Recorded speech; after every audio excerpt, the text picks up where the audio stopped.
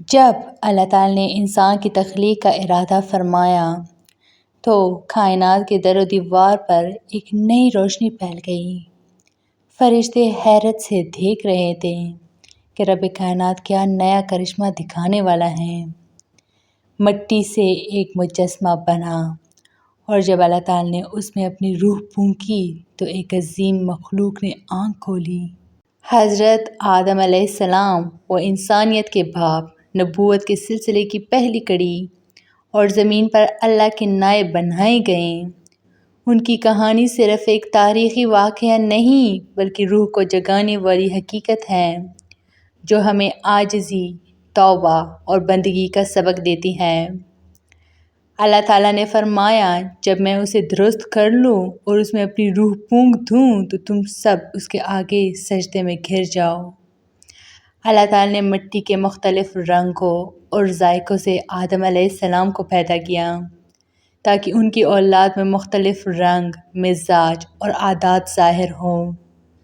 جب یہ پیکر خاکی تیار ہوا تو رب عظیم نے اپنی روح پھونکی اور یوں ایک بے جان پیکر میں زندگی کی لہر دوڑ گئی۔ آدم علیہ السلام نے آنکھ کھولی۔ فرشتوں نے دیکھا کہ یہ مخلوق اللہ کے حکم سے زندگی پا چکی ہے۔ سب حیران تھے، یہ وہ ہستی ہے جسے اللہ نے خود اپنے ہاتھوں سے تخلیق کیا۔ اللہ تعالیٰ نے تمام فرشتوں کو حکم دیا کہ وہ آدم علیہ السلام کے آگے سجدہ کریں۔ سب نے فوراً سجدہ کیا مگر ابلیس نے انکار کر دیا۔ میں آگ سے بنا ہوں اور یہ مٹی سے، میں اس سے بہتر ہوں۔ یہی غرور ابلیس کی بربادی کا سبب بنا۔ اللہ تعالیٰ نے اسے ہمیشہ کے لیے لعنتی قرار دے دیا اور جنت سے نکال دیا۔ یہ واقعہ ہمیں یہ سبق دیتا ہے کہ غرور انسان کو بلند نہیں کرتا بلکہ ہمیشہ گرا دیتا ہے۔ اللہ تعالیٰ نے حضرت آدم علیہ السلام اور حضرت حوا علیہ السلام کو جنت میں بسایا۔ وہاں بے شمار نعمتیں تھیں مگر ایک درخت کے قریب جانے سے منع فرمایا۔ اے آدم، تم اور تمہاری بیوی جنت میں رہو مگر اس درخت کے قریب نہ جانا ورنہ ظالموں میں سے ہو جاؤ گے۔ ابلیس نے حسد کے مارے ان کے دل میں وسوسہ ڈالا، اگر تم یہ پھل کھا لو گے تو ہمیشہ زندہ رہو گے اور تمہیں کوئی نقصان نہ ہوگا۔ حضرت آدم علیہ السلام اور حوا علیہ السلام وسوسے کا شکار ہو گئے۔ جیسے ہی انہوں نے درخت کا پھل چکھا، جنت کی چمک ان سے ہٹ گئی اور انہیں زمین پر بھیج دیا گیا۔ ایک آزمائش کے طور پر زمین پر آنے کے بعد حضرت آدم علیہ السلام نے روتے ہوئے دعا کی، اے ہمارے رب، ہم نے اپنی جانوں پر ظلم کیا، اگر تو ہمیں نہ بخشے اور رحم نہ فرمائے تو ہم نقصان اٹھانے والوں میں سے ہو جائیں گے۔ اللہ تعالیٰ نے ان کی توبہ قبول فرمائی۔ یہ پہلا موقع تھا جب انسان نے خطا کی، ندامت کی اور رب نے معاف کر دیا۔ یہ واقعہ اس بات کا ثبوت ہے کہ اللہ تعالیٰ کی رحمت ہمیشہ اس کے غضب پر غالب ہے۔ جب حضرت آدم علیہ السلام زمین پر تشریف لائے تو اللہ نے انہیں زمین کا خلیفہ مقرر کیا۔ اللہ تعالیٰ نے انہیں تمام اشیاء کے نام سکھائے جس سے ان کے علم و عقل کی فضیلت ظاہر ہوئی۔ جب فرشتوں نے دیکھا کہ انسان میں علم، فہم اور ارادے کی قوت ہے تو انہوں نے اللہ کے حکم کی حکمت کو سمجھ لیا۔ یہی علم انسان کی اصل میراث ہے جو اسے تمام مخلوقات پر برتر بناتا ہے۔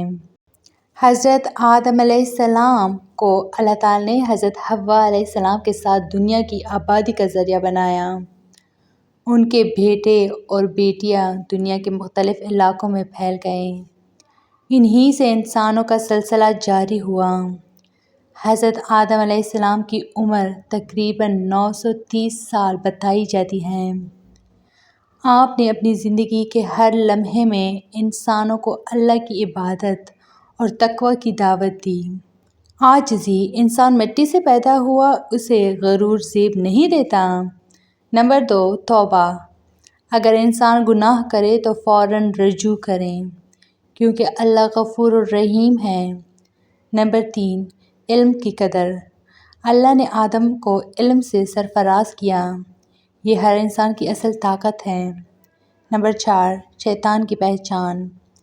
ابلیس ہمیشہ انسان کو گمراہ کرنے کی کوشش کرتا ہے، مگر ایمان والے اس کے فریب کو پہچان لیتے ہیں۔ نمبر 5، امتحانی زندگی۔ دنیا ایک آزمائش گاہ ہے۔ یہاں کامیابی ان کے لیے ہے جو صبر اور توبہ کے ساتھ اللہ کی رضا کے طالب ہوں۔ حضرت آدم علیہ السلام کی کہانی ہمیں یہ سکھاتی ہے کہ زندگی کی اصل کامیابی گناہ سے پاک ہونے میں نہیں بلکہ توبہ کرنے میں ہے۔ ہم سب زمین پر اللہ کے خلیفہ ہیں اور ہماری ذمہ داری ہے کہ ہم علم، محبت، انصاف اور بندگی کے راستے پر چلیں۔ اللہ تعالیٰ ہمیں حضرت آدم علیہ السلام کے نقش قدم پر چلنے کی توفیق دے تاکہ ہم بھی اس مقام قرب کو پا سکیں جہاں اللہ کی رضا ہی سب کچھ ہے۔ آمین۔ تو یہ تھی میری آج کی ویڈیو۔ امید کرتی ہوں کہ آپ لوگ کو بہت اچھی لگی ہوگی۔ مزید اس طرح کے اسلامی ویڈیوز کے لیے میرے چینل کو لائک، شیئر اور سبسکرائب ضرور کریں۔ Stay tuned for more. Thanks for watching.